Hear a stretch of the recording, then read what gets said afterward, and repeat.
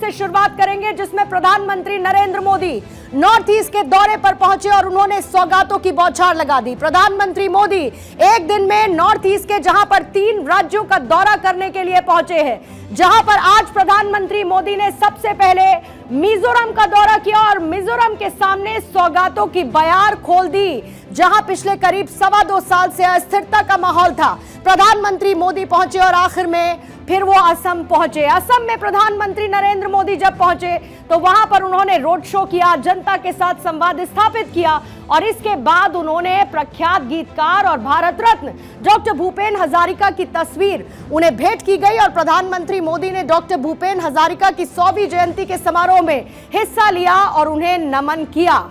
प्रधानमंत्री मोदी की मौजूदगी वहां के लोगों के लिए आज शुभकामनाओं के साथ आई। भूपेंदा को हम सभी प्यार से सुधा कौंठो कहते थे। ये उन सुधा कौंठो का जन्म शताब्दी वर्ष है, जिन्होंने भारत की भावनाओं को आवाज दी, जिन्होंने संगीत को संवेदना से जोड़ा, जिन्होंने संगीत में भारत के सपनों को संजोया और जिन्होंने मां गंगा से मां भारती की करुणा को कह सुनाया। गंगा बहती हो क्यों, भूपेन दा ने ऐसी अमर रचनाएं रची जो अपने स्वरों से भारत को जोड़ती रही।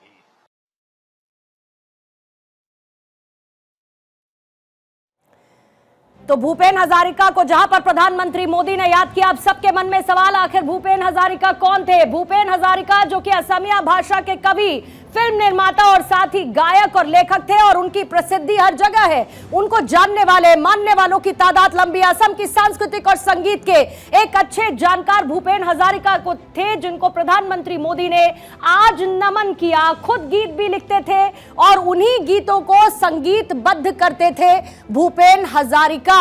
साथ ही पद्म भूषण से सम्मानित साल 2011 में भूपेन हजारिका को किया गया था और साथ ही 2019 में जब उन्हें मरणोपरांत भारत रत्न से सम्मानित किया गया, यह सम्मान उन्हें मिला। इसके साथ ही 1975 में सर्वश्रेष्ठ क्षेत्रीय फिल्मों के लिए भी उन्हें राष्ट्रीय पुरस्कार मिला, उन्हें सम्मानित किया गया। 1992 में दादा साहेब फाल्के सम्मान से भूपेन हजारिका को सम्मानित किया गया था। ये सारी की सारी उपलब्धियां भूपेन हजारिका के नाम है। तो प्रधानमंत्री नरेंद्र मोदी जहां पर सबसे पहले मिजोरम पहुंचे, उन्होंने 9,000 करोड़ रुपए की सौगात दी और इन सौगातों में सबसे खास थी बैराबी सरांग नई रेल लाइन। ये लाइन मिजोरम की राजधानी को पहली बार भारतीय रेल नेटवर्क से इसने जोड़ा, एक ऐसा पुल जिसने न सिर्फ रेल को पहाड़ों से जोड़ा बल्कि देश के जज्बे को भी आसमान के साथ जोड़ दिया। और इसको बनाने में जहां पर सालों की मेहनत की गई और तब जाकर यह सब कुछ साकार हुआ।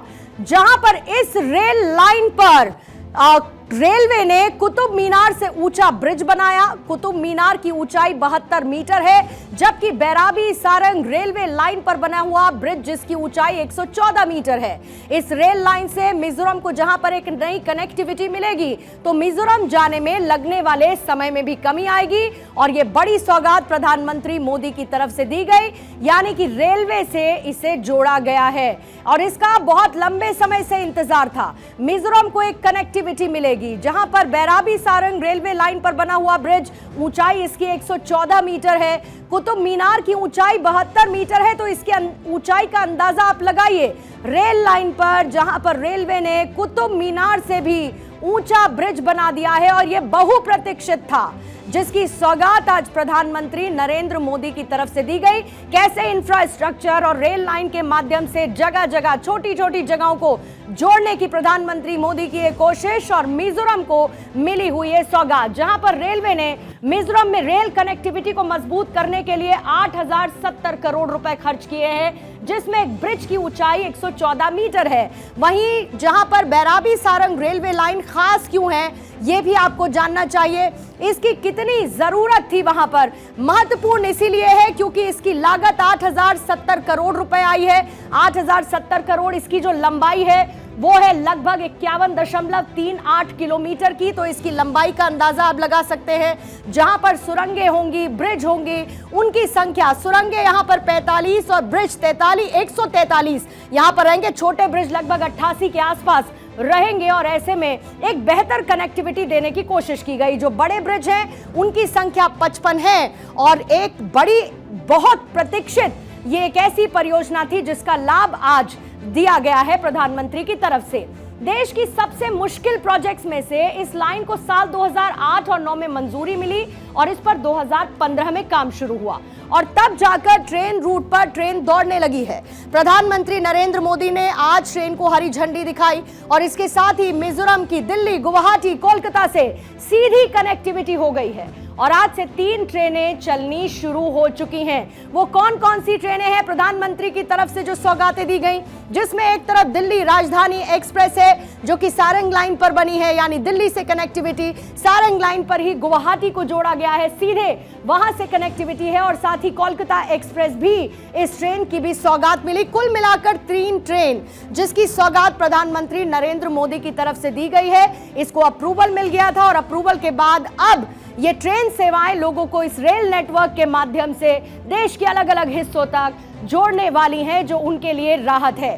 प्रधानमंत्री नरेंद्र मोदी ने साथ ही जहां 3 नई ट्रेनों को हरी झंडी दिखाई, जिसमें सारंग दिल्ली यानी आनंद विहार टर्मिनल, साथ ही राजधानी एक्सप्रेस, सारंग गुवाहाटी एक्सप्रेस और सारंग कोलकाता एक्सप्रेस शामिल है। सारंग आनंद विहार राजधानी एक्सप्रेस हफ्ते में 1 दिन चलेगी, जबकि सारंग से कोलकाता के लिए हफ्ते में 3 दिन ट्रेन चलाई जाएगी।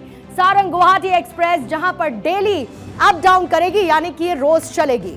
प्रधानमंत्री मोदी आज के दिन को मिजोरम के साथ साथ देश के लिए उन्होंने अहम दिन बताया और साथ ही ये भी कहा कि ये सिर्फ रेल लाइन नहीं बल्कि बदलाव की लाइफ लाइन है। Now for the first time Sairang in Mizoram will be connected directly with Delhi by the Rajdhani Express. This is not just a railway connection, but it is a lifeline of transformation. It will revolutionize the lives and livelihoods of the people of Mizoram. Farmers and businesses of Mizoram can reach more markets across the nation.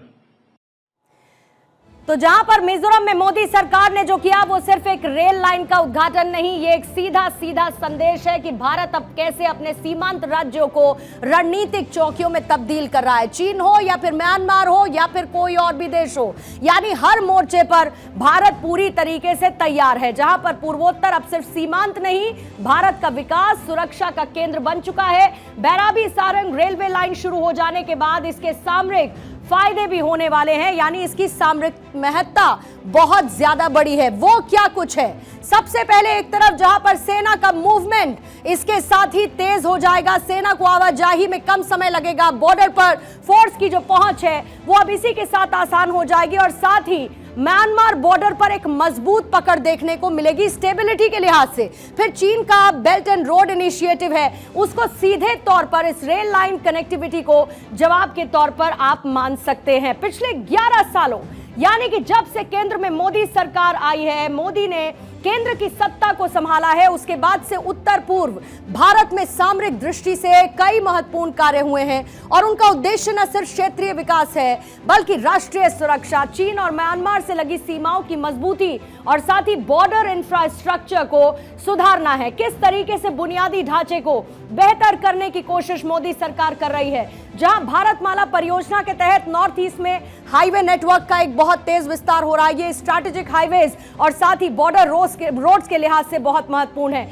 वहीं दूसरी तरफ 2000 kilometre से ज्यादा जो Arunachal frontier highway है उस पर इसका निर्माण हुआ है और साथ ही ये चीन और म्यांमार बॉर्डर के पास की रोड्स को ऑल वेदर बनाया गया, यानी किसी भी तरीके का मौसम हो उसमें कोई बाधा नहीं होगी, ये ऑल वेदर फ्रेंडली रोड्स हैं। फिर उसके बाद अगर टनल्स के पर्सपेक्टिव से देखेंगे, क्यों इंपॉर्टेंट है? क्योंकि अरुणाचल प्रदेश में जो सेला सुरंग है उसका निर्माण किया गया है और ये भारत की सबसे ऊंची बायलेन सुरंग है, सबसे ऊंची बायलेन सुरंग है। साथ ही बूमला दर्रे की ओर से और तवांग की रणनीतिक कनेक्टिविटी को सुनिश्चित करने के लिहाज से भी इसे महत्वपूर्ण माना जा रहा है। अगर आप ब्रिजेस की बात करेंगे, वो क्यों इंपॉर्टेंट है?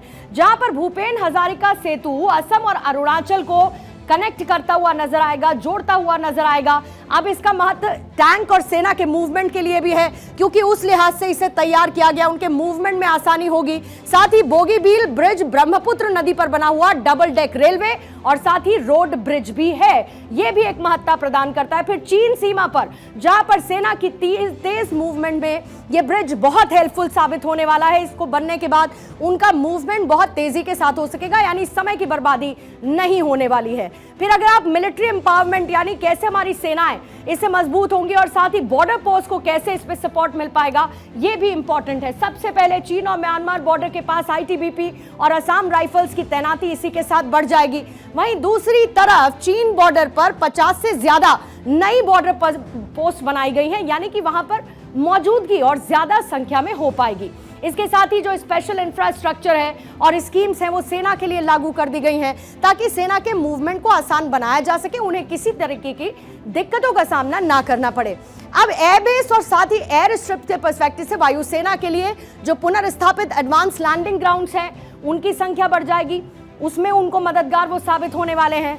वहीं दूसरी तरफ अरुणाचल प्रदेश में 7 ALGs को अपग्रेड किया गया है और समय के साथ इनको बदला गया है। ये सीधे चीन बॉर्डर के पास सेना की हवाई पहुंच को आसान बना देते हैं, यानी चीन के बॉर्डर के पास ओवरऑल ये जो पूरा का पूरा कंस्ट्रक्शन है, वो भारतीय सेना को एम्पावर करता हुआ नजर आएगा। इसके साथ ही रेलवे कनेक्टिविटी, जिसका मैंने पहले जिक्र किया, क्योंकि पहली बार अरुणाचल को रेलवे से जोड़ा गया है, यानी अरुणाचल अब रेलवे कनेक्टिविटी से दूर नहीं है। और ये रेलवे कनेक्टिविटी अरुणाचल वासियों के लिए भी इंपॉर्टेंट है।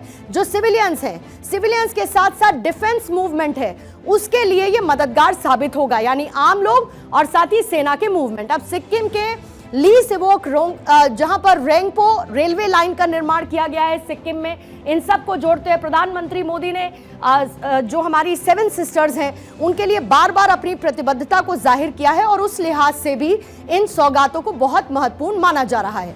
म्यांमार बॉर्डर के पास मूवमेंट तेज करने के लिए जिरीबाम इम्फाल रेलवे प्रोजेक्ट है, रेलवे का विस्तार होगा। इसको लेकर सरकार बार बार अपनी प्रतिबद्धता जाहिर करती रही है। जो दूर दराज के इलाके हैं, उनको रेलवे से जोड़ा जाएगा और म्यांमार बॉर्डर के पास मूवमेंट तेज करने के लिए ये रेलवे प्रोजेक्ट बहुत इंपॉर्टेंट माना जा रहा है, यानी जिरीबाम इम्फाल रेलवे प्रोजेक्ट।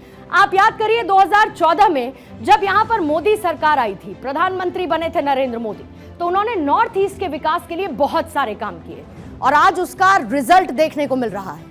कभी देश से कटे रहने वाला पूर्वोत्तर का राज्य, आज आलम यह है कि तेजी के साथ विकास हो रहा है।